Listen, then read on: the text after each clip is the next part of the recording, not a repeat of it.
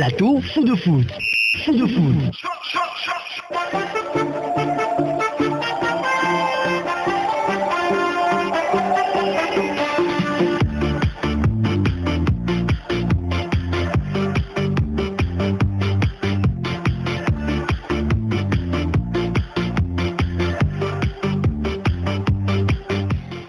Le coach parisien Mauricio Pochettino est-il sur un siège éjectable? La presse espagnole lance ces dernières heures une rumeur Zinedine Zidane au PSG. Les Qataris sont jurés à l'entraîneur français comme plan B en cas d'échec de Mauricio Pochettino, désormais dans un environnement sous pression après l'épisode Lionel Messi. Nous nous intéressons au sujet dans la première partie de grand format. La seconde parle de la phase de poule de l'UEFA Champions League. Le deuxième acte de la plus prestigieuse compétition d'Europe démarre mardi prochain. Le PSG tenu en échec en ouverture à Coué au Parc des Princes, Manchester City. L'AC Milan joue à domicile face à l'Atlético Madrid. Chelsea, le champion en titre, se déplace en Italie pour défier la Juventus Turin. Nous passons au peigne fin les affiches de la deuxième journée de ce challenge européen. Projecteur évoque les débuts en fanfare de Tchakei Marouf à l'Es Vita Club. L'international togolais pour sa première en Lina Foot s'offre le titre de l'homme du match. Plateau foot de foot numéro 0024, nos invités du jour. Elam Nayo, Elam, bonjour. Bonjour Edema, bonjour à tous les fidèles auditeurs. Le jeune Jean Cathy est aussi au rendez-vous. Cathy, bonjour. Bonjour Edem, bonjour les chers confrères, bonjour à tous les auditeurs. David Djadjou, bonjour, bienvenue. Bonjour Edem et bonjour à tous. Contact téléphonique pour vos messages SMS et WhatsApp 93 28 67 00. Plateau foot de foot, manager technique Tevi Kodjo. Réalisation vidéo Didier Madia, supervision Innocent Gléonou. Présentation d'Embolor. Bonjour sportifs et à toutes et à tous. Merci de choisir Victoire FM, la chaîne de l'excellence. Bienvenue. Vous l'avez découvert, vous l'avez adopté, elle est toujours là. La majestueuse. Bienvenue à la place des loisirs Nathanaël, ce complexe utilitaire moderne qui a du Doadin, derrière Saint-Pavé, dans la périphérie de Lomé. La bonne adresse à Lomé pour vos réunions, grandes conférences, ateliers, c'est la place des loisirs Nathanaël.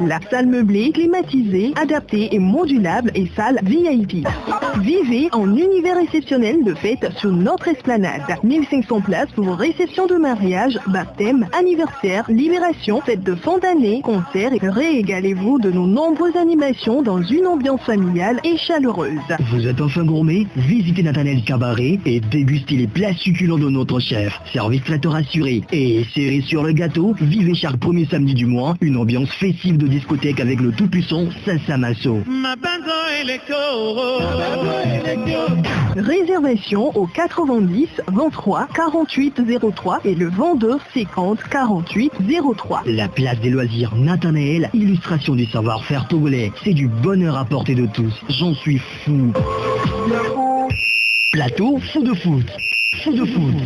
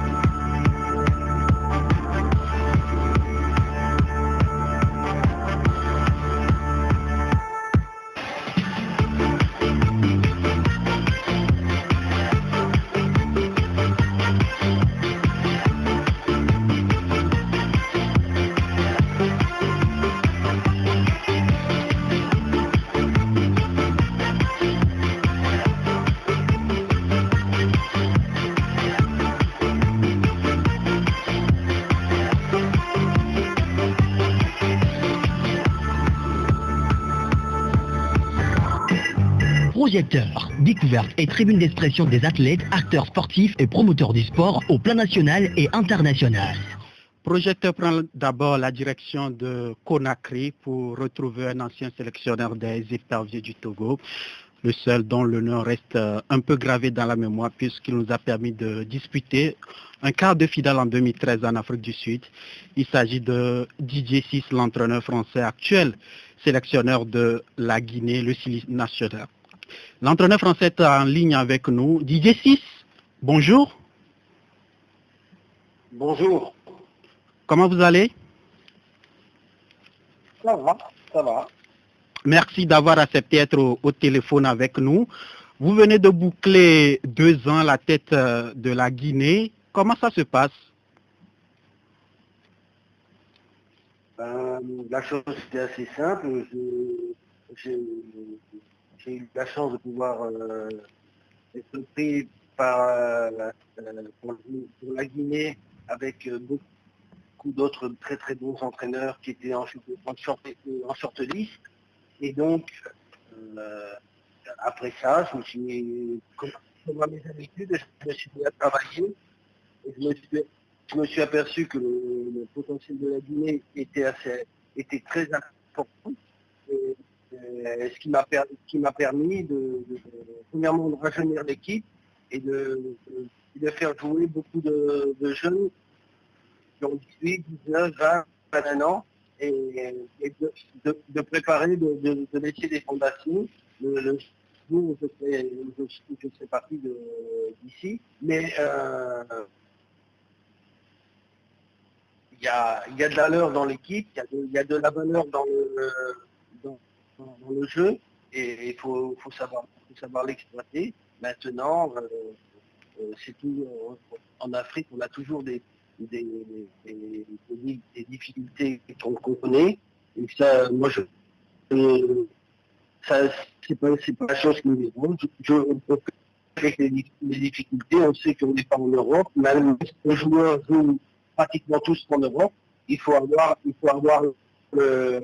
la sagesse de pouvoir jongler entre toutes les possibilités que l'on a. Bien. Didier Ciss, la Guinée est qualifiée pour la CAN Total Cameroun 2021 qui aura lieu du 9 janvier au 6 février prochain.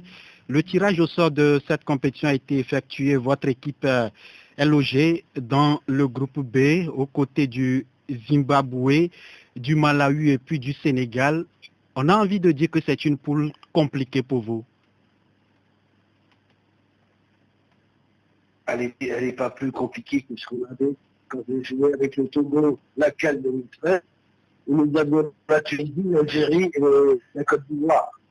Elle n'est pas plus compliquée que ça. Mais je pense qu'il y a un avantage dans ce groupe, c'est que comme nous avons le Sénégal qui est le favori et qui va rechercher à prendre la CAN, on peut après rencontrer le Sénégal qu'en finale. Allez-y.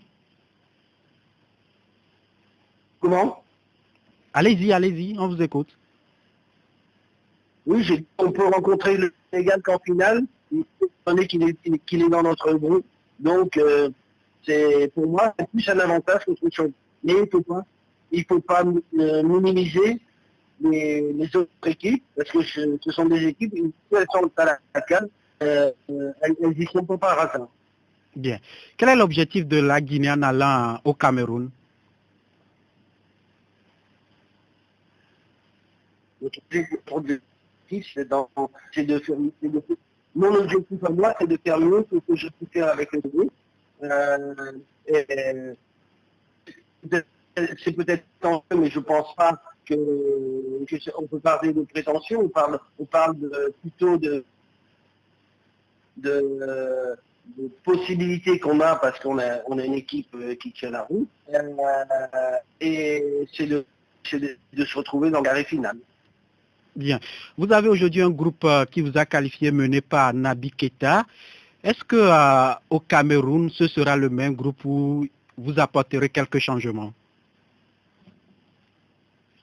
Vous savez, j'ai quelques choses. 50 joueurs qui sont susceptibles dans les deux endroits.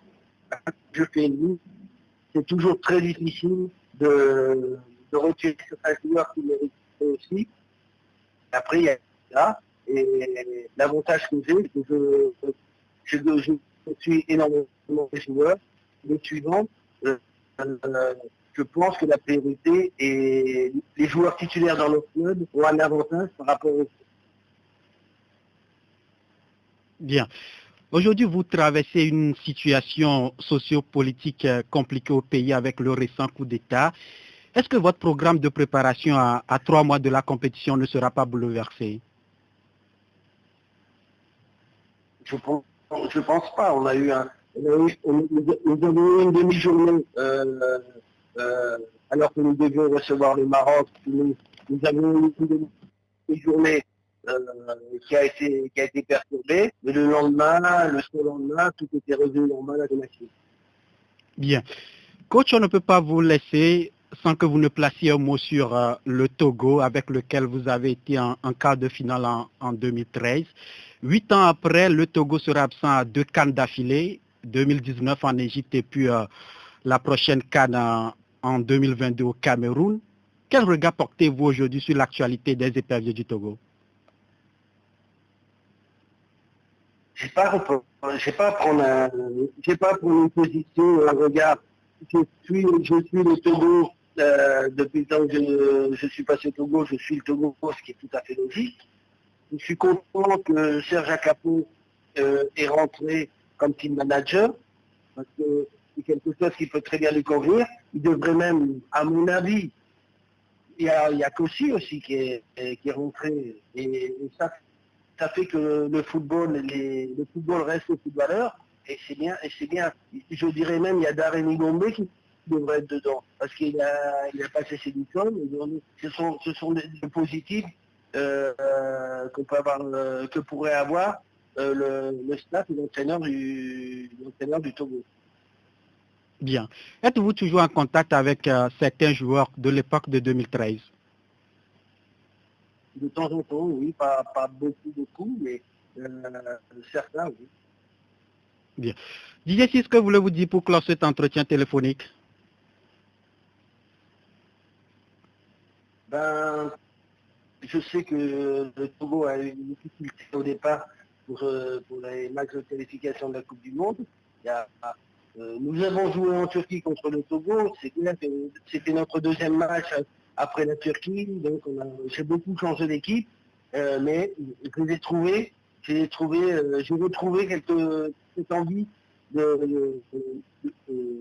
du Togo de faire bien. Et ça, je pense que Serge Akapo y est pour quelque chose là-dedans. Et l'entraîneur, bien sûr. Merci beaucoup Didier Ciss. Je rappelle que vous êtes ancien sélectionneur des éperviers du Togo et aujourd'hui vous êtes à la tête du CILI national de la Guinée. Merci pour votre disponibilité. Merci à vous. Bonne journée aux Togolais. Bonne journée à vous aussi en Guinée. Voilà, retour sur le plateau, nous sommes rejoints par Edouard Agbechou, le retour à la maison du fils prodigue.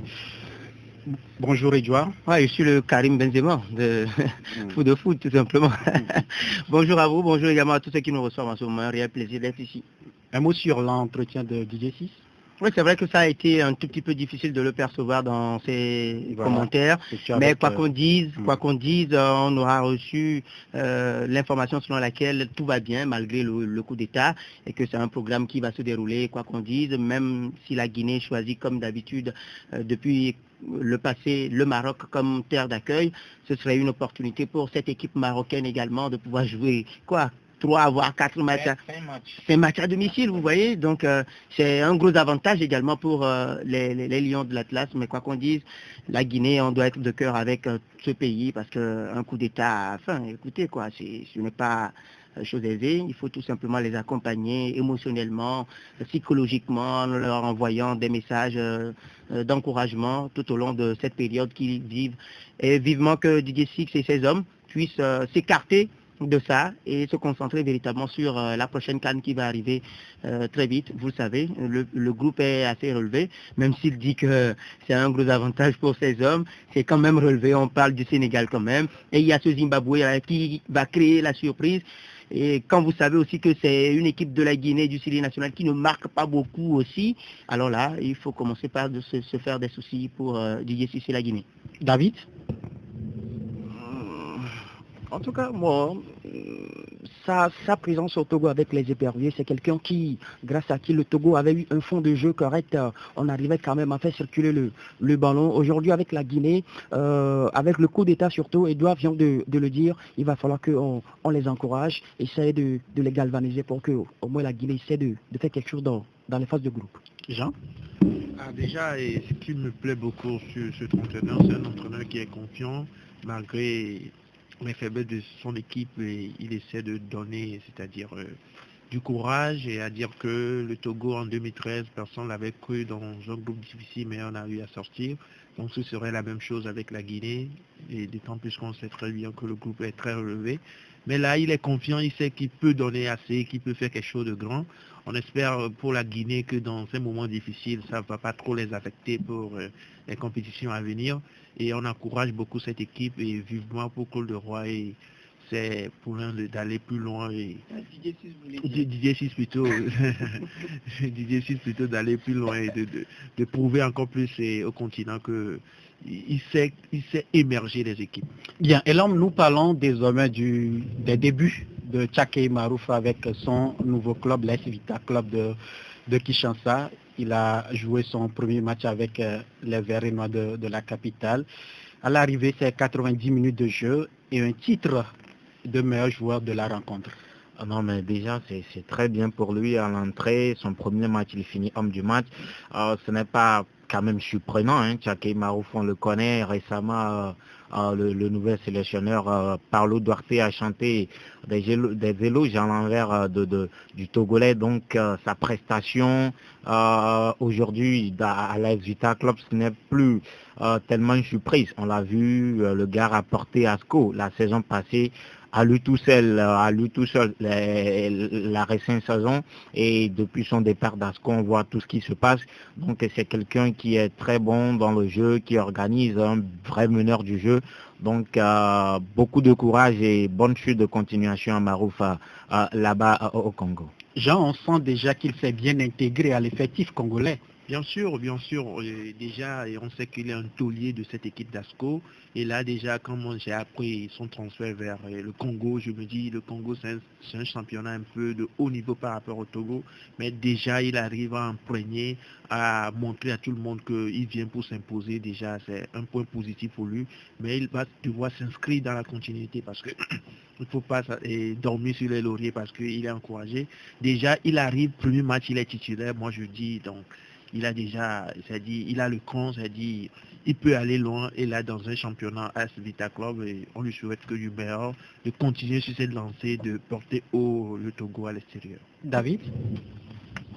Ah oui, avec Tchaké Marouf, on a déjà vu ce qu'il a déjà fait avec Asco de Kara, et c'est quelqu'un qui a d'ailleurs terminé le meilleur buteur de ce championnat togolais. Arrivé à l'AS Vita Club, on va dire que c'est déjà la première journée de la Lina Foot, et déjà il a été sacré meilleur joueur du match, sinon homme du match, avec déjà un coach qui est passé par le Togo, la Planète Foot, Dominique Chionsi, lui qui a également été directeur sportif du Togo dans les années 2003 et 2006.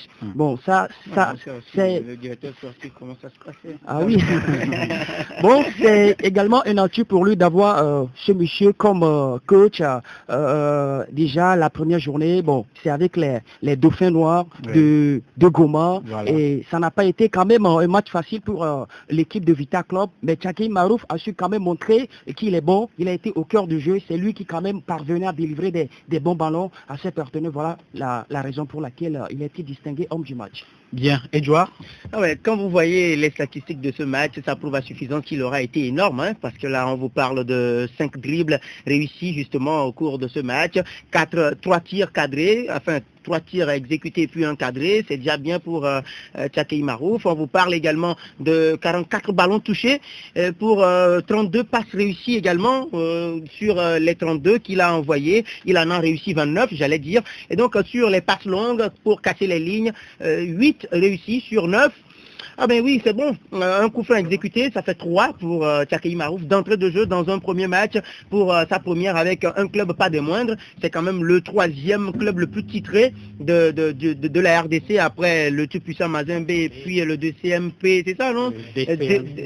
Motema Pembe, voilà, justement. Et donc ce n'est pas du tout rien. Donc Tchakei Marouf a déjà fait ses marques. Ça lui fait au total une note de 7,8 selon les confrères congolais.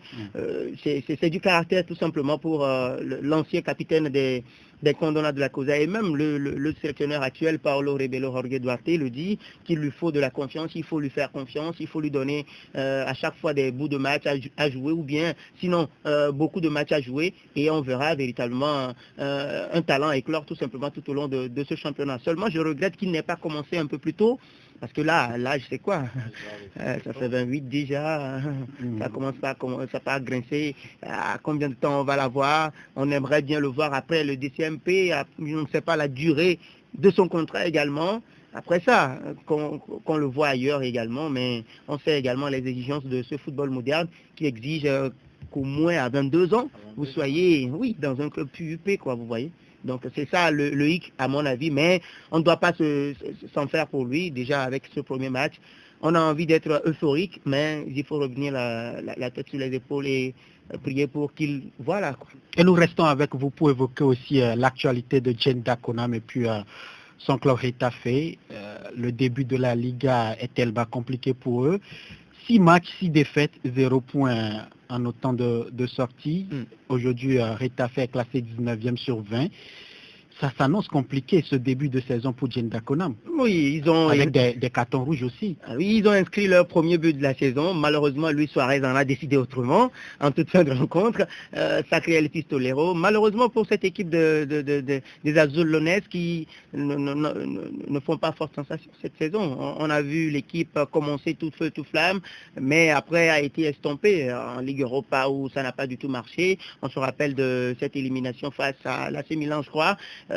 C'était une grosse déception. Oui, le mercato également qui a échoué pour le capitaine des éperviers du Togo et maintenant ça ressemble à de véritables copies entre la sélection nationale et le club. Il n'y a plus grand chose parce que nous voyons Djenda Konam surplanter les Lionel Messi et les Cristiano Ronaldo en Liga espagnole. Aujourd'hui en sélection, ça ne va pas du tout, même s'ils refusent de l'admettre, ça ne va pas.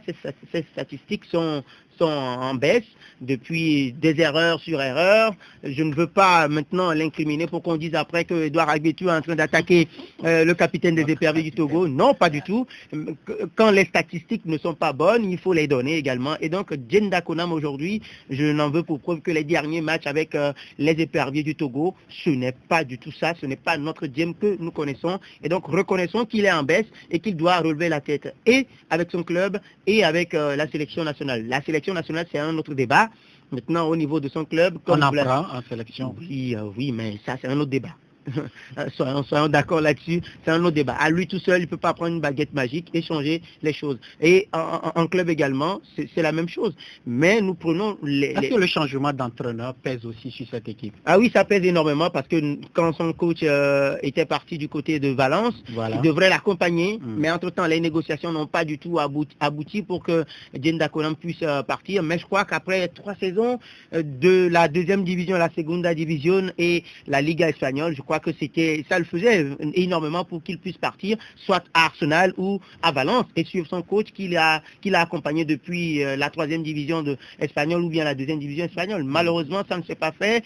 Et donc, je crois véritablement qu'il perd un tout petit peu ce mercato non réussi au niveau de Getafe. Getafe apparemment est parti pour être dernier de la Liga. D'ailleurs, même à l'heure où nous parlons, ils sont derniers avec 0 pointé. Et donc ce n'est pas quand même reluisant pour Djenda Konam. C'est à eux de relever la tête. Ce n'est pas que l'équipe ne joue pas, ils jouent très bien. C'est que sur des erreurs défensives, des écarts défensifs, ils encaissent des buts en toute fin de rencontre, ce qui ne les arrange pas énormément. Et il y a eu des départs comme l'autre qui est parti du côté de l'Angleterre, celui qui était formé au niveau de Barcelone. Ce sont ces joueurs, pas des moindres, qui apportaient sur le front de l'attaque. Malheureusement, Cucurella, voilà, j'ai son nom, qui est parti du côté de l'Angleterre. Donc voilà, quoi, Djenda Konam et Getafe doivent maintenant retrousser leurs manches pour ne pas descendre en Liga, en Segunda Division. Sinon là, il y a des équipes qui arrivent. Il y a le FC Barcelone, même si ce n'est pas encore ça au niveau du Barça. Il y a le Real Madrid qui se porte très bien, qui a déjà infligé un 6-1 à Mallorca la dernière fois. Et donc heureusement, ils ont déjà disputé avec l'Atlético de Madrid. Il va falloir que je vous arrête. Ah oui. Nous partons pour le grand format. Grand format, informations, commentaires et débats des invités sur l'actualité footballistique mondiale. La candidature de Samuel suscite beaucoup d'espoir sur le plan du professionnalisme et de la modernisation de la fédération pour que enfin le football camerounais connaisse de meilleurs jours. Je pense que ce qu'il peut apporter est plus important que les problèmes de personnalité qu'il a. Je voterai vraiment en sa faveur. Samuel Eto'o a été un très grand joueur, un bon patriote, mais la gestion du football, c'est un autre problème. Monsieur Samuel Eto'o sera-t-il un bon manager? C'est ça toute la question. Je pense que Samuel Eto'o a déjà beaucoup d'argent, donc il doit laisser les autres pouvoir aussi jouer des fruits de l'Africa Foot. C'est quelqu'un qui a une personnalité reconnue dans le monde du foot et puis il pourrait beaucoup apporter pour le Cameroun. Il y a beaucoup de scandales qui sont souvent liés à sa personne. Son influence au sein de l'équipe nationale, il y a une partie de la population qui le tienne pour responsable du forcing qui a mené l'équipe actuelle à la tête de l'Africa Foot. À l'instant, la réaction du public sportif camerounais à l'annonce de la candidature officielle de Samuel Eto'o aux prochaines élections au niveau de la FECA Foot. Des propos recueillis chez nos confrères de RFI. Messieurs, c'est désormais officiel, Samuel Eto'o sera candidat à la présidence de la FECA Foot. Qui veut prendre la parole? Ah bon? Samuel Eto'o, le nom Samuel Eto'o à la tête de FECAFOOT, c'est très bien. Mais juste que quelqu'un vient de le dire, forcément un grand footballeur ne fait pas un bon dirigeant ou un meilleur dirigeant. Mais Samuel Eto'o, on l'a déjà vu avec la CAF, travailler avec la CAF surtout dans le football africain, pour le bien du football africain. C'est bien aujourd'hui. Il veut briguer un mandat à la tête de la FECAFOOT. Mais malheureusement, le président électoral Robert Schlick avait été clair là-dessus que quelqu'un qui possède une double nationalité ne va quand même pas se positionner pour être président de la FECAFOOT. Déjà, c'est un handicap pour Samuel Eto'o. Et déjà, on le voit, on l'a également constaté que Samuel Eto'o, c'est simple, il renonce à une nationalité. Ah ouais, mais c'est quelqu'un aussi qui est, surtout, chaque fois, il fait des voyages. Donc là, s'il renonce à la nationalité espagnole, je ne sais pas ce que ça va tellement changer sur lui, mais moi je pense que, bon, vous l'avez dit, c'est bien qu'il renonce à une nationalité pour enfin briguer un mandat là. Samuel Eto'o également aujourd'hui, c'est pas l'amour parfait entre lui et certaines figures emblématiques du football camerounais. Quand on prend Roger Mila, qu'il appelait entre-temps papa, entre-temps c'est vrai que sur son affiche... C'est une histoire de je t'aime moi non plus entre les deux. Hein. Quand tu prends, c'est vrai que quand tu prends son affiche, il y a là-dessus Roger Mila, il y a Rigobert Song, mais c'est chez nous ici on dit Adou Kounoua donc c'est quelque chose comme ça qui se passe.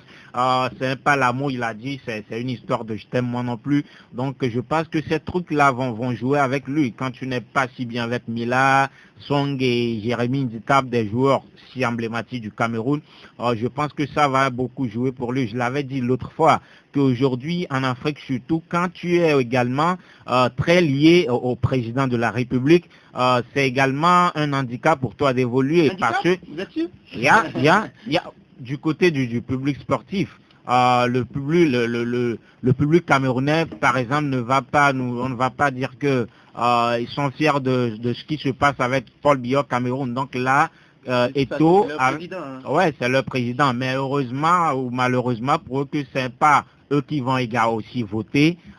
Donc là, déjà, moi je pense que en Afrique, on a aussi ce truc que les hommes politiques veulent diriger tout, veulent gouverner tout. On le voit sous certains cieux, c'est-à-dire ils veulent avoir la main sur tout.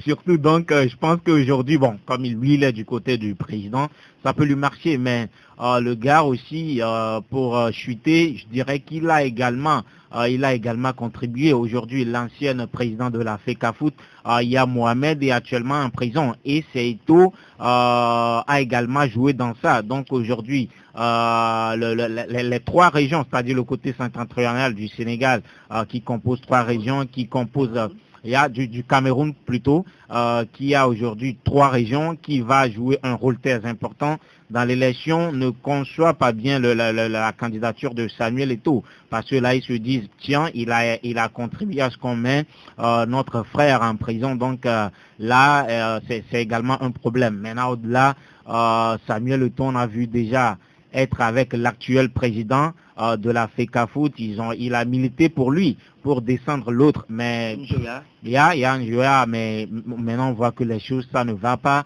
donc là lui-même il veut venir refaire les choses, il a dit il est temps qu'on redonne la grandeur au football camerounais, qui va bientôt accueillir la prochaine CAN, donc je pense que Samuel Eto'o, sa candidature, il y a beaucoup de choses qui peuvent se passer. D'abord, il va falloir qu'on valide d'abord sa candidature avant qu'on ne voit les choses qui vont se passer après.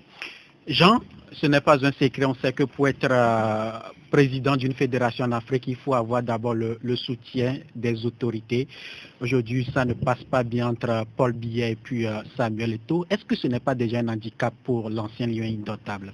Bon, d'un côté, on peut dire que c'est un handicap parce que déjà, le président, il contrôle tout dans le pays, mais de l'autre côté, c'est un autre domaine carrément, le foot, parce que quand on voit un peu le foot camerounais, il est bien vrai que le foot camerounais traverse une crise depuis un moment, déjà avec l'arrestation de Iya et Mohamed et l'ancien président. Il y a un comité de normalisation qui a dirigé la FECAFOOT au moins 2 ans après. Il y a eu l'élection de Njoya, l'actuel président, et après la TAS a annulé encore cette élection-là. On a vu l'implication de Samuel Eto'o dans le foot camerounais depuis un moment. Il y a eu des bons côtés, il y a eu des mauvais côtés, mais là, actuellement, on sent que le joueur est venu pour prendre les choses en main, pour faire quelque chose du bon. Il a dit redonner le foot et ramener au Camerounais. C'est ce que lui l'avait fait lors de l'élection de la CAF. Voilà, au Camerounais. Donc là déjà, on sent qu'il vient là déjà et il dit je présente ma candidature, je vous promets que je n'empocherai aucun centime des indemnités du poste de la FECAFOOT et l'argent servira pour le foot amateur et tout. Déjà, on sait qu'il vient pour faire un projet, mais là, on dit c'est à l'œuvre qu'on reconnaît l'artisan. Donc, moi, je peux vivement l'encourager à briguer ce poste et à faire ce qu'il veut faire, c'est-à-dire apporter du renouveau dans cette équipe, parce que moi, Eto'o, depuis un moment, le sent engagé dans le foot, on voit ce qu'il fait, on voit déjà son implication dans beaucoup de choses dans le foot africain. Donc là, déjà, il vient pour redonner l'image d'abord à son pays, le Cameroun, et là, déjà, c'est un bon pas. On ne peut que le soutenir. Et là, on vient de le dire, il sera confronté à des problèmes déjà, la double nationalité. On le sait que c'est un problème qui est posé. Bon, on attend de voir. Déjà, le processus électoral sera lancé ce 24 septembre parce que... C'est un problème ou bien c'est quelque chose, c'est une règle qui est là que tu dois suivre. Ouais. Si on dit problème, c'est comme si c'est lui qui est venu, on l'a... Non, c'est un problème pour lui personnellement. C'est-à-dire c'est une règle bien sûr, mais c'est un problème personnel à Samuel Eto'o parce qu'il est confronté à cette règle-là et là il a la possibilité de renoncer bien sûr et à la nationalité espagnole parce qu'il avait eu Il n'est plus au Barça. Voilà, il avait eu pour un motif impérieux à l'époque de travail, donc là il peut renoncer pour pouvoir servir son pays. Mais là on entend de voir la suite de cet événement. Également, on sent très bien qu'également qu'il y a aussi des différends du côté d'abord le public sportif, notamment presque la population, une grande partie de la population soutient Samuel Eto'o, mais il n'y a pas que ça, il y a les grands noms du football camerounais aussi qui sont opposés, donc ce serait un duel et on attend d'aller jusqu'au bout pour voir et effectivement comment finira ce feuilleton. David Samuel Eto'o veut redonner au football camerounais sa grandeur, c'est d'ailleurs son slogan pour la prochaine élection. Que peut apporter Samuel Eto'o si on lui faisait confiance le 11 décembre prochain? Est-ce qu'on va voter Samuel Eto'o? Moi qui suis ici, sincèrement, je ne crois pas. On a déjà eu le cas avec Didier Drogba, avec la FIF. Oui. Et actuellement, bon, c'est juste une annonce qui est officielle et sa candidature n'est pas encore validée. Oui. Là, on va devoir attendre, voir si sa candidature va être validée ou pas avant de se prononcer. D'abord. Moi, aujourd'hui, je sais que Samuel Eto'o, c'est un grand nom du football africain, voire du football mondial. Même si on prend sa carrière avec le Barça, l'Inter Milan, c'est quelqu'un qui a fait beaucoup de choses. Non, maintenant, mondial. Voilà. Maintenant, si on vient sur le plan africain, quand on parle d'élections, on sait comment est-ce que les élections se passent en africain, que ce soit en Afrique, que ce soit dans la politique ou dans le sport. On voit combien de fois on met les roues on met les bâtons dans les roues des gens. Voilà. Moi, sincèrement, je vois que Samuel Eto'o, il a le poids, mais déjà derrière lui, il y a des divisions, des anciens joueurs qui sont un peu partagés, il y a des gens qui sont pour ce monsieur, l'autre pour celui-là. Et donc, moi, sur ce point, je ne vois pas Samuel Eto'o être président de l'Africa Foot, même s'il a un nom qui est grand, quoi. Edouard? Ah ben oui, je vais rapidement reprendre le bâton, le relais où David a chuté, justement pour dire que Samuel Eto'o, c'est vrai, être un grand footballeur, on dit souvent donner aux footballeurs ce qui leur est dû, donner à César ce qui est à César, laisser le football être dirigé par ses acteurs. On le prône à chaque fois, on le dit à chaque fois, mais ce n'est pas forcément, je ne sais pas, l'apanage de certains, surtout certains dirigeants de fédérations. Quand vous prenez Njoya par exemple, c'est quelqu'un qui n'aime pas la défaite, tout comme beaucoup de personnes d'ailleurs, mais Samuel Eto'o se serait fait des ennemis lorsqu'il était sur le terrain, de par ses déclarations fracassantes, de par ses sorties médiatiques assez fracassantes, et connaissant certainement les Camerounais et surtout ceux qui vont voter, ils ne perdent pas ça de vue. Et n'oublions pas que c'est un grand fanatique des histoires de racisme et autres. Et donc, avec la FIFA, ce n'est pas le grand amour. Et quand vous savez ce qui s'est passé au niveau de la CAF, quand la FIFA a beaucoup intervenu, enfin, je ne vous apprends rien par rapport à l'élection du nouveau président actuel. Donc, il y a tout ça là, il y a tous ces facteurs là qui sont en jeu. Et donc, je sais, quand vous êtes président d'une association et qu'il y a une élection sous vous, vous faites tout pour avoir vos yeux là-bas. Voilà. C'est ça. Donc, ce sont des points positifs que vous essayez d'avoir, des points focaux que vous voulez avoir à chaque fois. Et donc, la FIFA et la CAF vont certainement agir là-dessus parce que les élections au niveau de la CAF vont arriver, les élections au niveau de la FIFA vont arriver. Et donc, la FIFA doit forcément savoir si le Cameroun aura toujours sa voix selon son intérêt. Oui. Et donc, si Samuel Eto'o, entre-temps, qui n'était pas de bon augure avec la FIFA, parce que n'oublions pas son ballon d'or, qu'il a réclamé entre-temps et a été attribué à un certain Lionel Messi, quand il jouait au Barça, il y a plusieurs facteurs qui rentrent en jeu, et donc justement, comme David, je vois très mal Didier Drogba. D'abord, sa candidature être... Il n'y a pas Didier Drogba, parce que c'est son cas qui est beaucoup. Ah oui, Didier Drogba jusqu'à présent, il est là, et à cause de lui, je vais le dire ainsi, à cause de lui, l'élection est suspendue et on met en place un comité de normalisation. Est-ce qu'on n'est pas en route vers un comité de normalisation au niveau de l'Africa Foot, si jamais la candidature de Samuel Eto'o n'est pas validée. Comme l'a dit David tout à l'heure, ce n'est pas encore validé, c'est déjà sur le terrain et vous entendez déjà les propos qui sortent. On n'a pas encore validé. Vous entendez les Camerounais sur la candidature, l'annonce de cette candidature, donc je crois qu'il y a anguille sous roche et on est parti encore pour un gros feuilleton, comme l'a dit Jean, au niveau de l'Africa Foot. Mais si on va parler également qui fait l'unanimité au niveau de la population camerounaise, tout comme plusieurs stars c'est pas de par ses déclarations, il a dit que certains jugent des déclarations orgueilleuses. Je ne sais pas qui a blessé beaucoup de personnes. Lui-même, il se dit qu'il n'a pas sa langue dans la poche. Donc là, si tu vas vouloir briguer un mandat à la tête, là, les autorités politiques ne vont pas vouloir ça.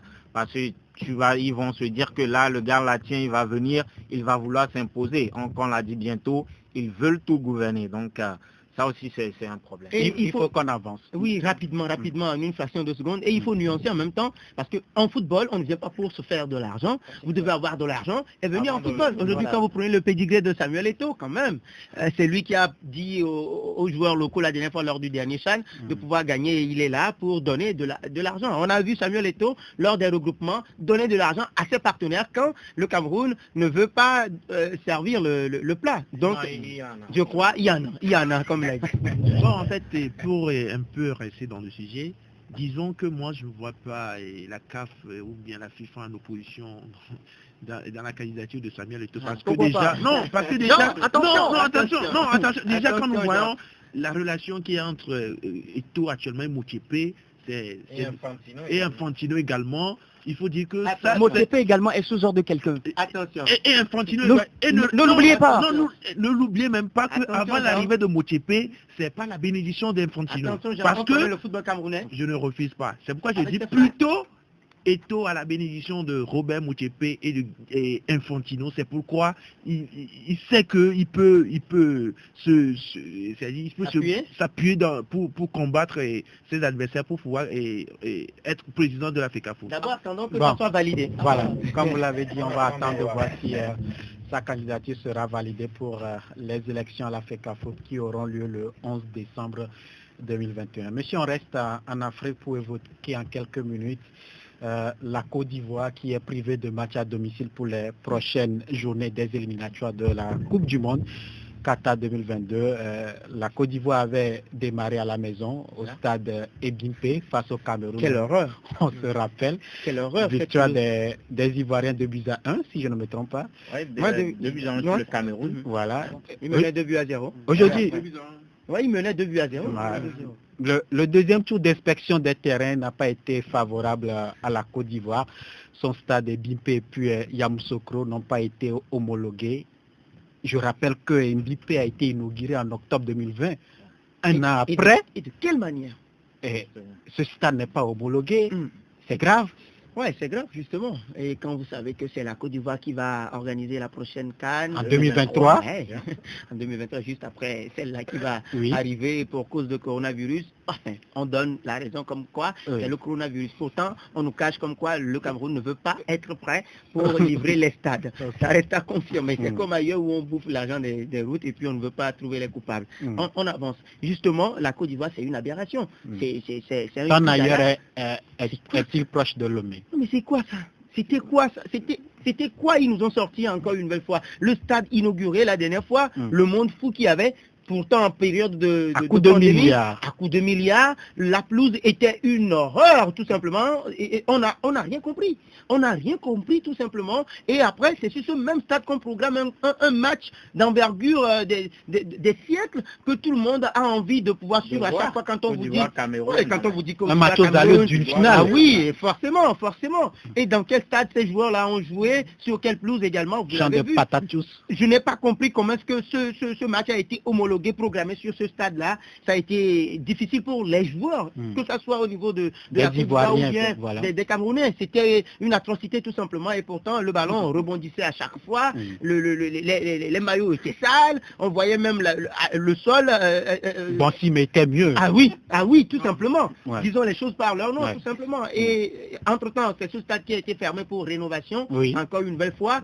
Et la Côte d'Ivoire ne fait que les frais, tout simplement. Et je crois que la commission qui est passée en premier lieu n'a pas du tout fait son travail. Et c'est cette seconde-là qui a véritablement fait son travail. Et je crains beaucoup pour la prochaine CAN qui va arriver. L'argent est-il passé dans leur poche? C'était le même cas de figure au niveau du Gabon. Le Gabon a co-organisé une CAN avec la Guinée équatoriale. Voilà. Et après, le Gabon a accueilli la CAN 2017. Juste après la CAN, on n'a plus rien compris. Les stades, chacun venait pour voler, soit les sièges, soit les meubles dans le salon VIP. Et on n'a rien compris. C'est ça aussi comment va l'Afrique. comment nous entretenons nos infrastructures, alors qu'à chaque fois, c'est notre chanson, comme quoi il faut offrir des infrastructures aux gens et autres. Et la Côte d'Ivoire nous offre une scène pas du tout cool sur le continent. Il faut revoir ce côté-là. C'est vrai qu'ailleurs, les intentions sont tournées sur la politique. En Côte d'Ivoire, on parle beaucoup plus politique que football, mais là, à un moment donné, après l'étape, le message de Didier Drogba, il faut commencer par changer les choses. Et on a changé. La Côte d'Ivoire, ce n'est pas une nation des moindres, c'est quand même la Côte d'Ivoire. On parle des éléphants de la Côte d'Ivoire. Oui. Et là, pas de stade.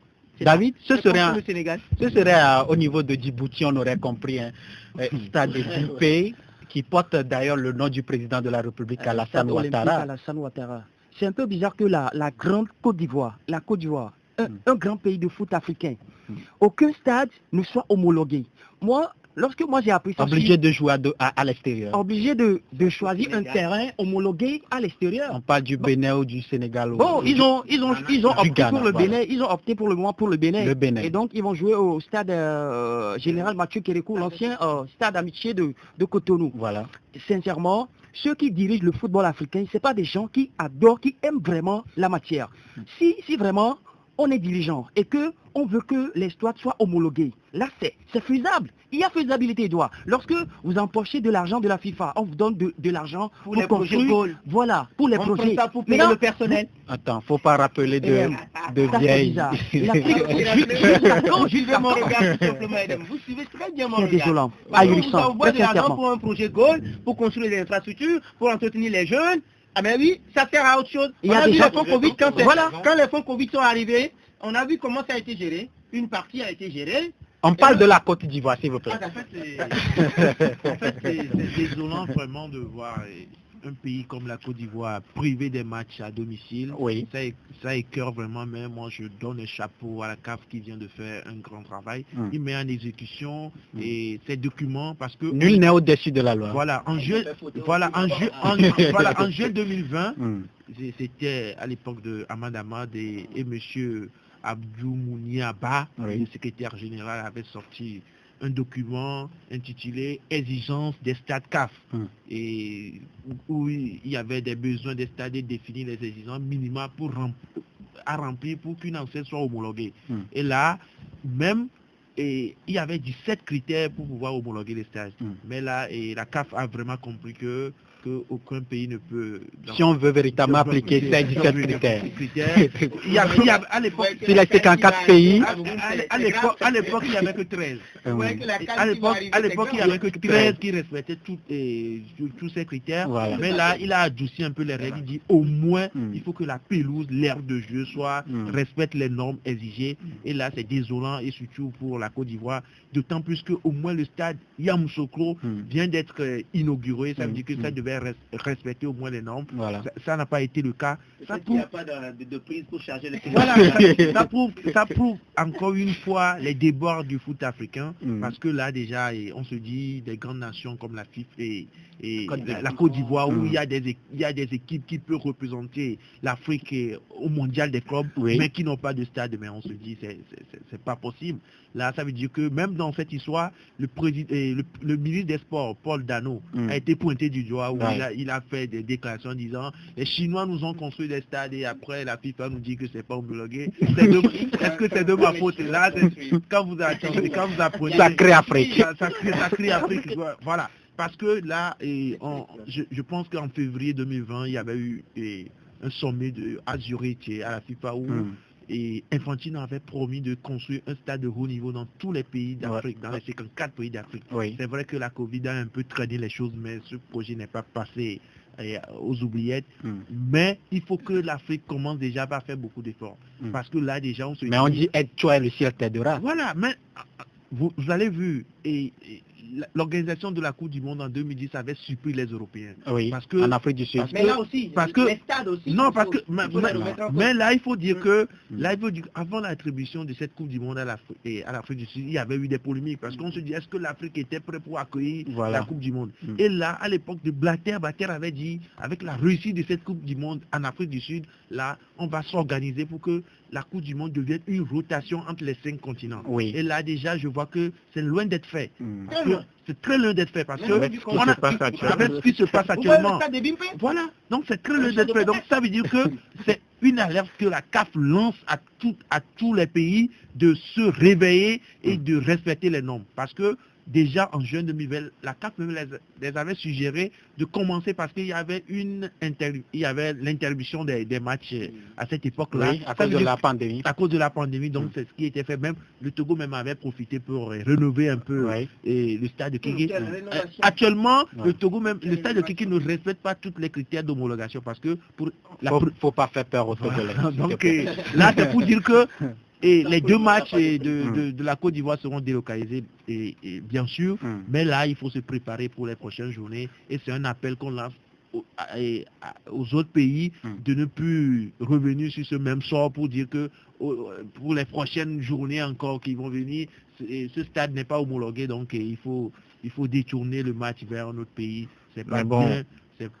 C'est pas du tout bien. Donc aujourd'hui, même quand on acclame la CAF, c'est la même CAF qui l'avait homologué avant. Oui. Aujourd'hui, c'est parce que les gens sont montés au créneau. Déjà, après l'inauguration, ils ont joué face au Madagascar, je pense. Oui. Les Malgaches se sont beaucoup plaints. Et là, c'est parce qu'il y a beaucoup les joueurs ivoiriens se plaignent à chaque fois. Sadio Mané se plaint au niveau du Sénégal. Justement. Et le président sénégalais de la fédération lui a répondu. La faute à qui? Aux dirigeants ivoiriens. Ou bien aux Chinois? Non, les Chinois travaillent, il doit y avoir de suivi. C'est quelqu'un qui a quand même confié le marché. Donc aujourd'hui, moi aussi, la CAF, il ne faut pas attendre, il ne faut pas faire les choses de match. Si vous voulez faire les choses, il faut faire les choses. Le Sénégal, où les Ivoiriens veulent choisir, même le Sénégal a frotté ça. Le Sénégal aussi a eu des problèmes avec son stade. Mané s'est plaint et après, il y a... Senghor est monté au créneau des histoires comme ça. Oui. Donc c'est triste aujourd'hui pour le football africain qu'on assiste à ce genre de trucs, pas dans des sélections comme la Namibie, le Kenya, le Djibouti, l'île Maurice, mais dans des nations comme la Côte d'Ivoire, le Sénégal, une canne. Il y a 2 cannes la Côte d'Ivoire. Quand vous prenez le dernier stade inauguré par Madagascar, mais messieurs, attention, messieurs, la pelouse, vous êtes séduits automatiquement et vous avez envie de pouvoir pratiquer un beau football. Et là, ici, vous avez suivi le match Cameroun-Côte d'Ivoire. Non, déjà, le match Côte d'Ivoire, Madagascar, moi je l'avais, c'était catastrophique. Vous l'avez suivi? Non, mais il faut revoir, cette bande-là. Je crois qu'on doit l'enlever sur l'internet. Ce n'est pas normal. Ce n'est pas du tout normal pour on fait un dégagement là. Les gazons aussi s'envolent. Ce sont les nations phares aujourd'hui, l'Afrique. Le gardien titulaire de la Côte d'Ivoire, mais il faut voir son maillot à la fin du match. Justement. Il faut voir son maillot à la fin du match. Le maillot était juste beau. Non, écoutez. Donc là, aujourd'hui, déjà les clubs européens n'acceptent pas libérer les joueurs africains lors de la CAN. Et maintenant, après tout ça, c'est comme les joueurs européens qui évoluent aujourd'hui en Europe, il n'y a aucune sécurité qui est garantie pour eux s'ils reviennent. Donc, mon ami. Justement, mais c'est là-bas les joueurs mangent, c'est pas la sélection qui les paie. Donc là, si vous mettez ces gens de stade, le club voit, tiens, si mon joueur va se jouer sur cette pelouse, il va se blesser derrière, c'est moi qui paie. Donc c'est également un problème. Les clubs ne vont plus vouloir laisser les joueurs africains venir jouer la CAN. Et en même temps, il y a beaucoup d'Africains qui se plaignent pourquoi l'Afrique n'arrive pas à glaner une Coupe du Monde. Mais messieurs, ça commence par là. Ça commence par les infrastructures. Vous n'avez pas des infrastructures adéquates. Aujourd'hui, vous prenez le petit Européen, il sait que même les yeux fermés, à ce niveau du stade, je dois envoyer le ballon là-bas. Mais si le rebond vous empêche de pouvoir faire un bon contrôle d'abord, comment pouvez-vous envoyer le ballon? Comment pouvez-vous faire un bon centre? Ce qui est triste, c'est que tu écoutes que c'est des milliards qu'on a dépensés pour faire on n'a pas véritablement, je ne sais pas si c'est un suivi, parce qu'après, on vous dit qu'il y a eu un suivi qui est fait, mais vous constatez que quand vous arrivez lors de l'inauguration, votre portable est déchargé, mais vous n'arrivez pas à charger. Au niveau de la cabine de presse, vous n'arrivez pas à charger votre téléphone parce que votre portable est déchargé. Le portable avec le... On est à la Côte d'Ivoire. Au stade de Kégué. Oui, nous parlons de la Côte d'Ivoire. Au stade de Kégué. Vous avez dit tout à l'heure que nous parlons de la Côte d'Ivoire. Nous parlons de la Côte d'Ivoire. Vous avez dit tout à l'heure que nous parlons de la Côte d'Ivoire. Et donc, nous sommes toujours en Côte d'Ivoire. Je ne sais pas pourquoi vous voulez me le ramener au Togo. Voilà. C'est juste si vous suivez mon regard. Non, sinon on suit mon regard. C'est ça. Merci d'avoir ouvert la parenthèse. Et nous prenons la direction de la Ligue 1 française.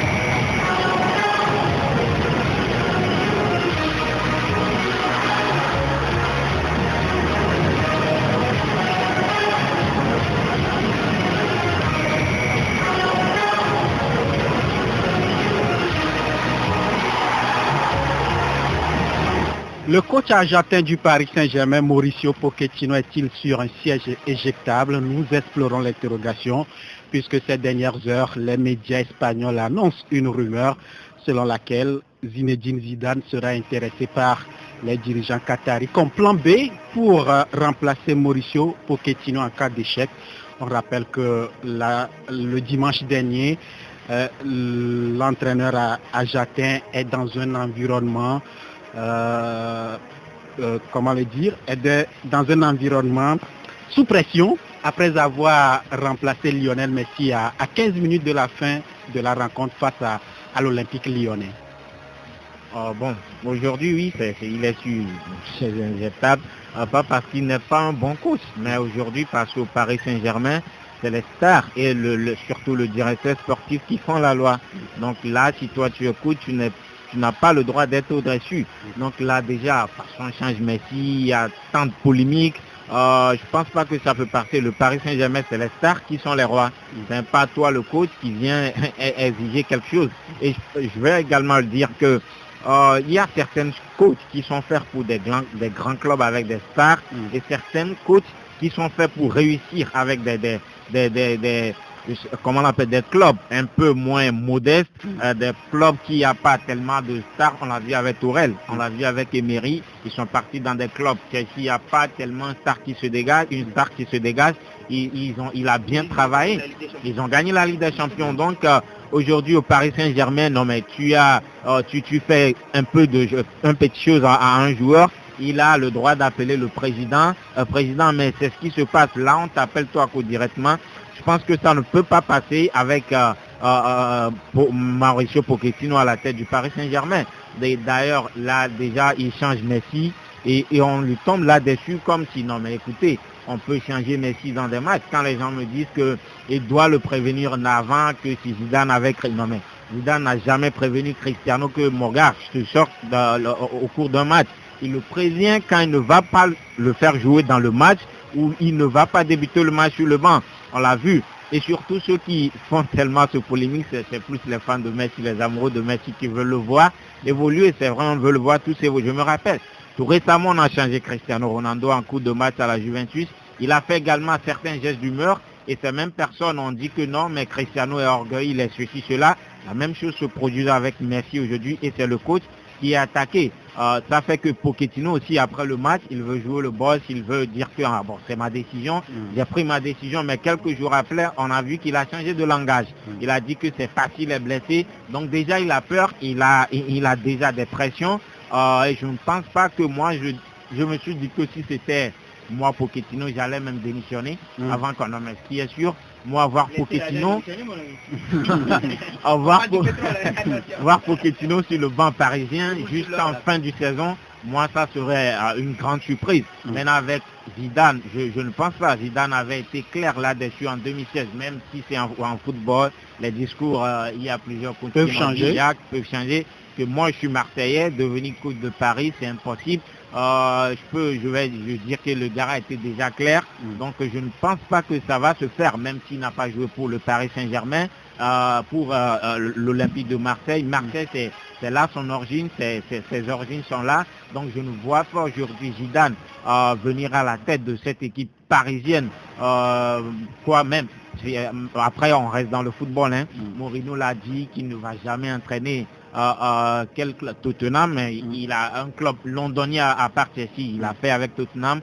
On a vu plusieurs de ces trucs. Mais je pense que Zidane est un gars. Donc Zidane, je pense que c'est un gars qui se respecte énormément et il va tenir à son discours qu'il avait déjà fait. Et pour ne pas, parce que j'imagine Zidane dans un vélodrome avec le Paris, non mais le gars sera tellement sifflé, même s'il a le mental, il a déjà eu de ces choses. Je ne vois pas forcément Zidane aujourd'hui à la tête du Paris, mais je vois plutôt Pochettino out sur le banc du Paris Saint-Germain, même déjà avant la mi-saison. Jean, Pochettino va-t-il rester sur le banc jusqu'à la fin de la saison? Et de l'autre côté, comment analysez-vous ce remplacement de Lionel Messi avant la fin de la rencontre? D'abord, vous savez, si vous voulez trop vous fier aux médias, d'abord, c'est les médias qui vous clament, c'est eux qui vous détruisent. Donc, avant, Pochettino a eu la bonne réaction parce que avant le remplacement de Messi, et les réactions de Messi faisaient comme s'il était blessé. Normalement, il devait l'appeler ou bien il devait appeler le capitaine, dire et demander à Messi si ça peut aller. Mais là, il a voulu être prudent pour changer Messi pour éviter une blessure. Mais malheureusement, Lionel Messi, en quête de but, n'a pas beaucoup aimé cette décision de son entraîneur. Et quand on prend actuellement cette équipe du PSG, il y a un problème qui se pose, c'est-à-dire une crise d'identité, parce que avec l'arrivée des grands stars et autres, chaque match du PSG est comme une finale, parce que toutes les équipes se bataillent pour pouvoir monter. Actuellement, c'est Achraf qui est la grande star. Actuellement, c'est donc vous allez voir que actuellement, Pochettino même c'est-à-dire déboussolé même pour les choix à faire, parce que on a vu le premier match du Paris en Ligue des Champions. Vous allez voir en première mi-temps, on se disait mais le milieu ne fonctionnait pas. Et en seconde mi-temps, déjà au début de la seconde période, il n'a pas laissé les joueurs entrer dans le match. Il a fait le remplacement encore des deux milieux. On a vu que c'était tout un cataclysme. Et là, on voit que c'est avec difficulté que le Paris Saint-Germain arrive à gagner ces matchs. Donc là, on se dit, les dirigeants qatariens commencent déjà par se poser des questions. On attend de voir la suite pour pouvoir réagir parce que il n'y a pas cadeau pour Pochettino avec l'effectif qu'il a à sa disposition. Donc là, quand on voit les rumeurs et autres, Zinedine Zidane et autres, là c'est pour mettre un peu de la pression à Pochettino, mais je vois que quand ça ne va pas, il sera jeté. David? Ouais, il faut dire que depuis un bon moment, les Qataris sont en train de faire jeu du à Zidane, bon, comme quoi ils le veulent sur le banc du PSG. Moi, si aujourd'hui on me parle de Zinedine Zidane sur le banc du Paris Saint-Germain, ça ne va pas m'étonner. Si aujourd'hui on nous dit Mauricio Pochettino ne répond pas favorablement comme les dirigeants du PSG l'attendaient, bon, moi, c'est pas un mauvais tacticien. Il est bon, certes, avec le groupe là, c'est lui qui doit savoir comment gérer. Qui entrer, comment est-ce qu'il doit placer, voilà, la gestion des stars. Voilà, il doit avoir une harmonie entre lui et bien les stars qui sont là. Ramos, il n'a pas encore commencé par jouer. Oui. C'est l'arnaque du siècle. Voilà. C'est l'arnaque du siècle. Et si en tout cas, lui, son arrivée, c'est l'arnaque. Et si Ramos arrivait, ça va devenir encore plus compliqué pour le coach. Mais si... Kimpembe serait obligé d'être out. Il va jouer. Kimpembe, lui sera sûrement remplaçant lorsque Ramos sera là. Puisqu'on ne peut pas mettre Ramos sur le banc et titulariser Kimpembe. Les deux vont jouer. Les deux vont jouer. Ils vont jouer à 3. Et si les deux jouent là, tant mieux, ça va aller. Un 3-4-3. Pour moi, ce n'est pas une belle idée de virer tout de suite Mauricio Pochettino. Il faut encore lui laisser le temps. On sait que le début, ça ne marche pas. Il n'y a pas la cohésion, le pari qui n'arrive pas à dérouler, il n'y a pas les belles choses, la belle prestation là que les supporters aiment regarder. Bon, il va falloir que on lui... Ça ne va pas. Bon, pour le moment, ça ne marche pas. Mais on ne peut pas dire que ça ne va pas marcher. Ça peut marcher dans la mesure où Mauricio Pochettino prenne les choses en main, qu'on lui laisse le temps, puisqu'il y a un certain directeur sportif, le nom Leonardo, qui met tellement de la pression. C'est lui qui met la pression. Et d'ailleurs, on a suivi dans El Chiringuito une émission sportive espagnole, la phare. Voilà. Bon, c'est dans cette émission-là que la chose a vraiment été vérifiée, puisque dans cette émission, les journalistes ne mentent pas. Ils disent la vérité. Et donc, ils disent comme quoi il y a des tractations entre la bande de Nasser, bon, voilà, de PSG et bien le clan de Zidane. Ce qui veut dire qu'il y a déjà eu des contacts. On s'est déjà contacté, il y avait des conversations, sûrement que Zidane aussi est en train de réfléchir s'il va arriver ou pas. Bon, on me dit qu'il est Marseillais et il n'a pas, bien sûr, il a aussi de l'autre côté, dans un coin de la tête, l'équipe de France. Ah oui, bon, moi, c'est là le bémol, c'est là que il va encore beaucoup penser, puisque pour lui, il va falloir prendre la sélection française en main. Là, moi, je ne vois pas Zidane en tant que coach pour le PSG actuellement. Et David voulait faire des compléments. Et Jean, en fait, le problème Zidane, en fait, c'est les médias. Il faut se dire que avant même l'arrivée de Lionel Messi, à la fin de la saison, on avait annoncé Zidane au PSG et on renvoyait Pochettino à Tottenham. Voilà. Bien avant le début de la saison. Donc c'est pour dire que c'est un coup de pression des médias sur Pochettino. actuellement, il n'y a pas encore de transaction. Voilà, qui anticipe les jeux. Il n'y a pas encore de transaction officielle de la part de Leonardo de changer de coach parce que quand vous voyez le PSG, c'est-à-dire les prestations ne sont pas aux ententes comme on le veut, mais c'est pas complètement chaotique. On attend de voir. Et là, côté, on dit, Zinedine Zidane, il avait fait des annonces comme quoi je suis Marseille ou autre. On a entendu ce genre de discours. Même Cristiano même avait dit, je ne voulais pas jouer pour Man City, mais il devait remercier. Mais il n'a pas joué. Il devait remercier Ferguson. Il devait remercier Ferguson parce que dans l'impasse à la Juventus, il cherchait à ce club. Voilà. Il allait à Man City. Donc il devait remercier Ferguson. Donc pour dire que ça, ce sont des discours dans le football. Tout le monde est infaillible, on peut revenir sur sa parole. Si aujourd'hui Mauricio Pochettino n'arrive pas à réussir, je pense qu'on peut trouver un autre coach et Zidane aussi. Et Zidane aussi est une option. Bien, Edouard, avant de revenir sur l'affaire Mauricio Pochettino et Zinedine Zidane, il y a une question d'un auditeur, notamment de Roméo, depuis Sagbado. Il dit, bonsoir le plateau, pourquoi les arbitres favorisent trop le PSG en ce début de la saison?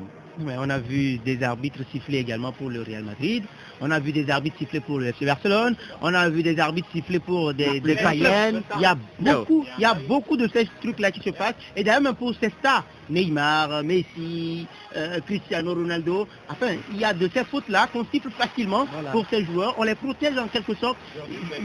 Ouais, donc je crois, à mon avis, oui, le pénalty de la dernière fois a été trop généreux. Hein, celui de Neymar. Il a tiré les cheveux du jeune. Mais c'est lui qui a commis premièrement la faute. Il a été malin. Bizarrement, Clément Turpin ne prend pas le soin, malgré toute la technologie que nous avions sur le terrain dans ce match-là. Très important. Et ce n'est pas un match Angers-PSG, c'est PSG-Lyon, s'il vous plaît. Pourtant, il ne prend pas le temps d'aller voir la VAR, consulter la VAR pour voir de quelle situation s'agit-il véritablement. Ça aussi, ce sont les inconvénients de cette technologie qui intervient dans le match ou bien dans le football. L'interprétation qui vient à chaque fois, qui s'invite à chaque fois, je crois que oui, il a raison sur cet aspect-là. Mais hier, il faut également noter qu'il n'y avait pas pénalité pour Metz. Quand vous voyez la balle qui a frotté la main d'Hakimi, ça arrive à chaque fois. C'est pourquoi je suis contre la VAR. Oui, c'est pourquoi je suis contre la VAR. C'est un jeu, c'est un football. Il faut qu'une équipe commette une erreur pour enquêter. Et donc, donner également l'opportunité aux arbitres de pouvoir faire des erreurs. Pourquoi vous refusez que les arbitres ne fassent pas d'erreurs? Oui, donner cette opportunité-là aux arbitres de faire des erreurs. Maintenant, si vous le permettez, je peux rapidement placer mon mot. Justement, aujourd'hui, pensez-vous que c'est Pochettino qui n'arrive pas à maîtriser son vestiaire? Non, c'est le Paris Saint-Germain. Tout vient de Qatar. Oui, c'est de là. C'est de là que tout part, tout simplement. Il suffit seulement qu'il y ait un petit truc et que la presse le prenne comme son sous gras. Rapidement, ça affecte les joueurs. On se met une pression inutile. Raison pour laquelle ce Paris Saint-Germain-là n'arrive pas à exceller sur l'Europe, ne fait que tout sur le plan local. On met tellement de pression à cette équipe. Oui, c'est vrai que le Real Madrid a subi le cas, le FC Barcelone a subi le cas, mais là, on parle des institutions. Pour le moment, on n'en a pas encore au Paris Saint-Germain. Ce n'est pas ce Paris Saint-Germain-là de Didier Okocha, ce n'est pas ce Paris Saint-Germain de Paoletta et autres Ronaldinho que nous avons. Là, on a un Paris Saint-Germain qui s'est fait ramasser des joueurs qui ont subi l'argent, mais il ne parlait pas encore de ça. On a combien de ça là-bas? On a que Neymar dans la moindre mesure. Neymar dans la moindre mesure, si on lui enlève son talent que tout le monde lui connaît, c'est quelle star Neymar? Vous allez me dire que oui, c'est lui qui a égalé le record de Pelé en chez les Sarons et puis c'est fini, c'est ça. Il n'y a pas de trophée majeur pour Neymar, même s'il a gagné la Ligue des Champions avec le Barça, mais avec la sélection du Brésil, ce n'est pas encore une Coupe du Monde, hein, s'il vous plaît. Et donc nous parlons de Lionel Messi qui est arrivé récemment. Zlatan Ibrahimovic, ce n'est que la Suède, après tout. Alors, quel star y a-t-il au Paris Saint-Germain, à part des talents qu'on a emmagasinés? Maintenant, il faut un collectif pour cette équipe-là. Il faut un entraîneur de carrure, un entraîneur qui puisse se départir de la presse, aller même jusqu'en conférence de presse, comme l'a fait Ronald Koeman, je ne sais pas moi. Dire à la presse, oui, hein. Non, c'est dit, même si Ronald Koeman est un problème, j'aime l'admiration de ces gens. C'est dit, il faut affronter. Ou soit on me dit, plie tes bagages et pars.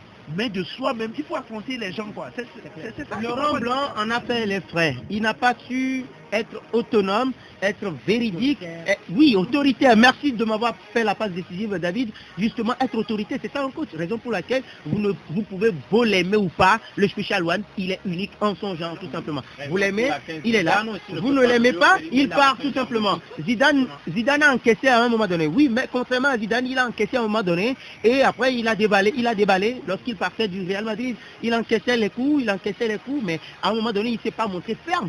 Il suffisait tout simplement que ces hommes le sortent de l'impasse. Quand on dit que le Real Madrid, Zidane est sur un siège éjectable, vous voyez le Real Madrid gagner ce match-là justement et rester sur une bonne dynamique. C'est ça le souci. On n'a pas ça au niveau du Paris Saint-Germain. Le Paris Saint-Germain et les joueurs et les dirigeants doivent se départir. Non, pas les dirigeants.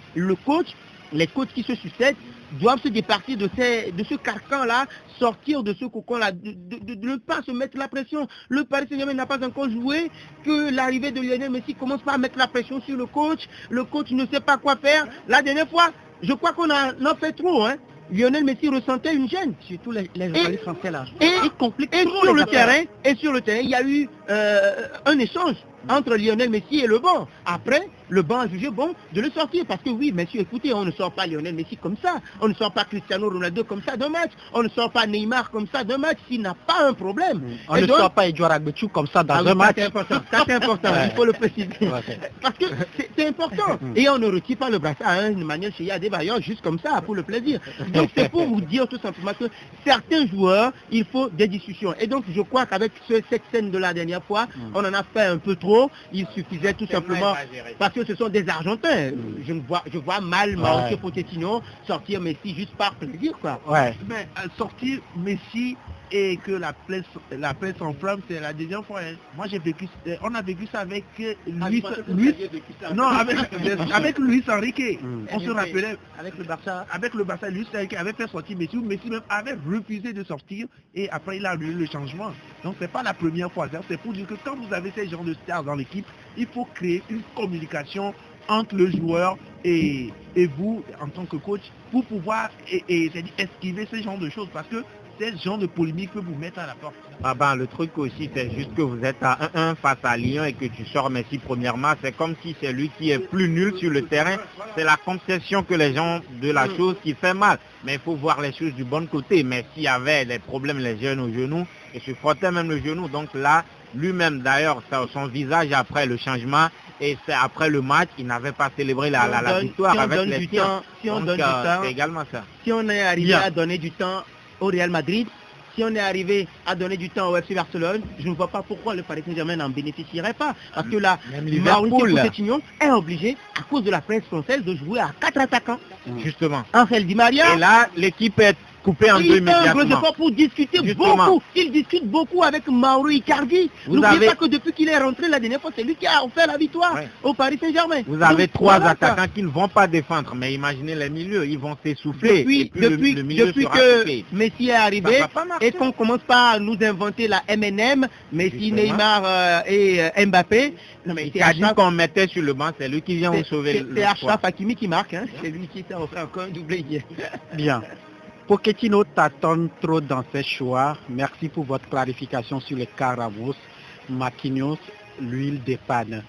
Ce message nous vient de... C'est un joueur qui ne touche pas. Marquinhos, c'est peut-être Kimpembe qui dépanne Marquinhos. C'est aujourd'hui un très grand joueur. Marquinhos, il ne triche pas, comme le dit. Ce message nous vient de notre grand frère, Patrice Lionel Foudard, de la Radio Fréquence 1. Et non, mais bonjour Big Box. Pochettino doit tâtonner parce que quand au Paris Saint-Germain, on vient de l'évoquer, les dirigeants ne te laissent pas la mer libre de travail, donc tu es obligé de tâtonner, même si tu ne veux pas tâtonner. Quand tu as un Navas qui est en pleine forme, qui ne montre pas encore les faiblesses, on t'amène Donnarumma, tu fais quoi? Tu es obligé de tâtonner. Et justement, déjà l'agent, le sulfureux agent Mino Raiola, qui en rajoute une couche, comme quoi le traitement qu'on fait à Didi Donnarumma ne lui plaît pas. Voilà. Donc il peut lui ouvrir une brèche.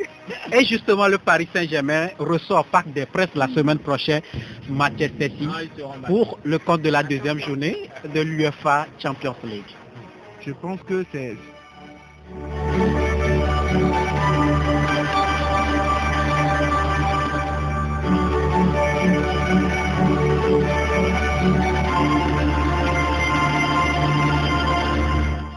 Deuxième journée de la phase de poule de la Ligue européenne des champions, la compétition la plus prestigieuse d'Europe.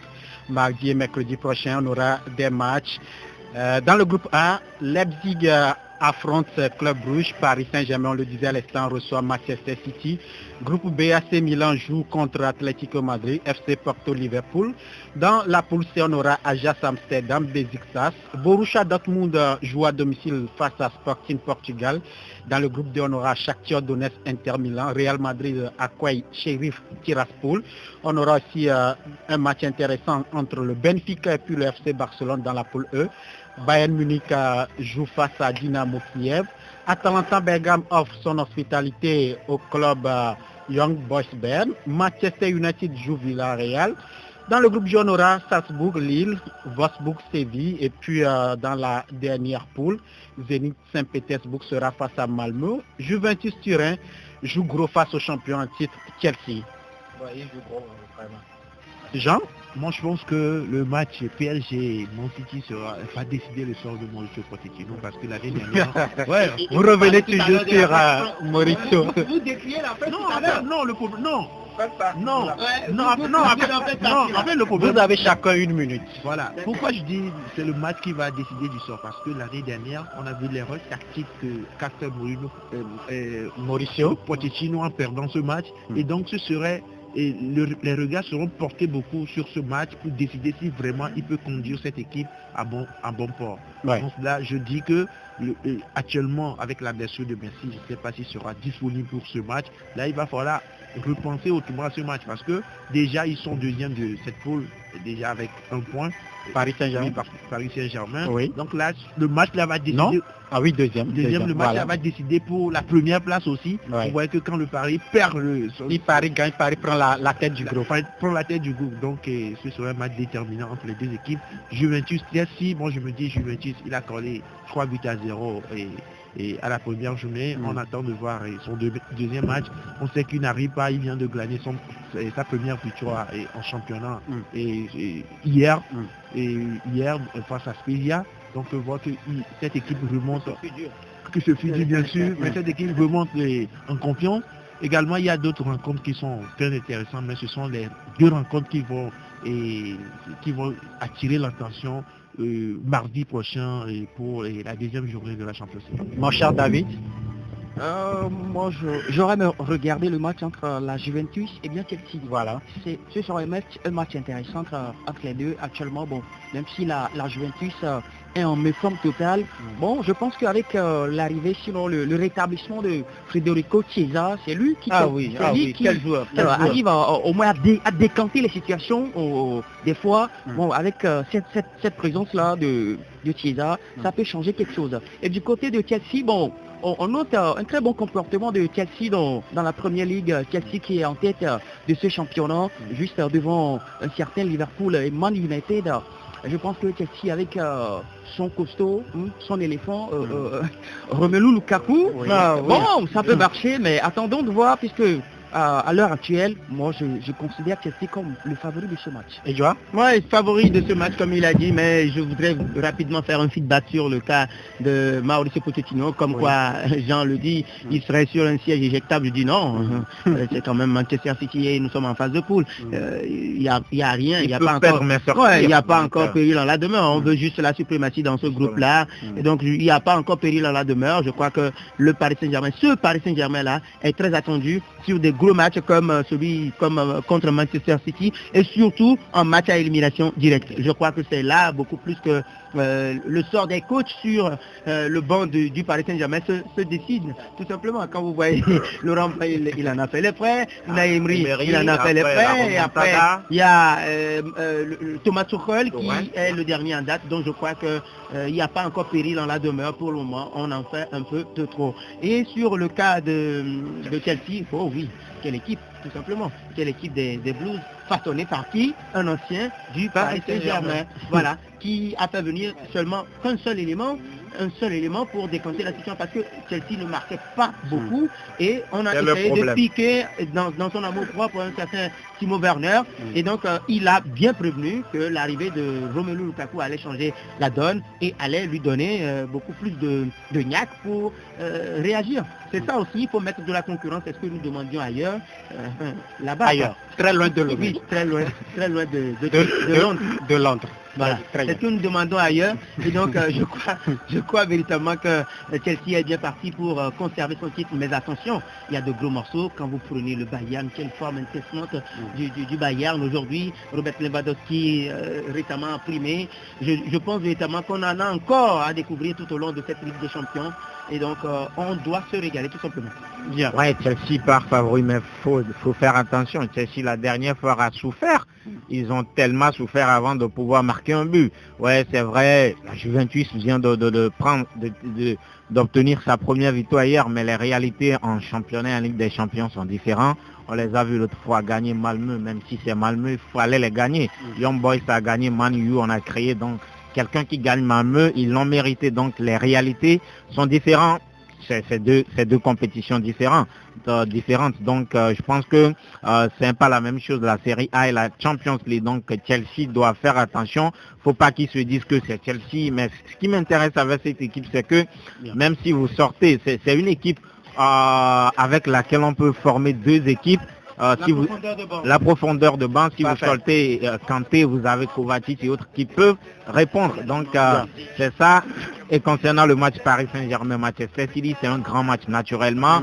Je pense que si ces attaquants parisiens se réveillent ce jour, City y aura de problèmes parce que City, c'est une équipe qui encaisse énormément. Ils peuvent marquer 10 buts et sont capables également d'en encaisser 5. Donc ils doivent regarder également ce côté. Donc maintenant, l'AC Milan, Atlético, Porto, Liverpool, ce seraient également des matchs très bien à suivre. Merci beaucoup.